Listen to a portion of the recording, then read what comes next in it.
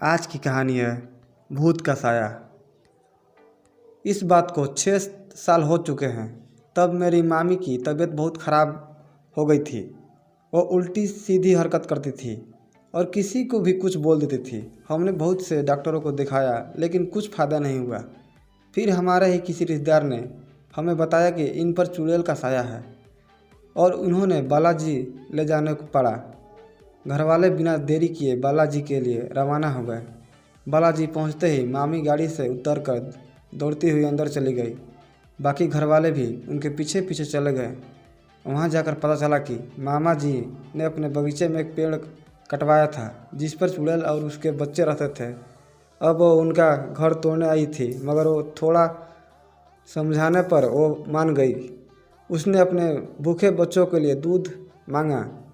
मामा भागकर दूध ले गए और जैसे ही उसे दूध दे चाहा उसने मना कर दिया और कहा, मेरे बच्चे मीठा दूध पिएंगे। मामा ने सामने से जलेबी खरीदी और दूध में डाल दी। इसके बाद चुड़ैल ने जंगल में पेड़ लगाने को कहा और साथ ही साथ 4 साल तक रोज़ उसके नीचे दूध रखने को कहा। इसके बाद मामी ठीक होने लगी और सब वापस आ गए। पर वापस आते वक्त मामी फिर से कुछ अजीब सी हरकत करने लगी। घर वाले बुरी तरह से परेशान हो गए। पूछने पर पता चला कि अब किसी और भूत का साया है। उसने बताया कि मेरे मामा को कुछ साल पहले एक सपना आया करता था कि सपने में उसे एक आदमी पानी मांग रहा था। भूत ने बताया कि वो वही आदमी है। इसके बाद क्या हुआ? काफ़ी पूछने के बाद किसी ने कुछ नहीं बताया, मगर मामी बिल्कुल ठीक थी, जिसको सबको तसल्ली थी।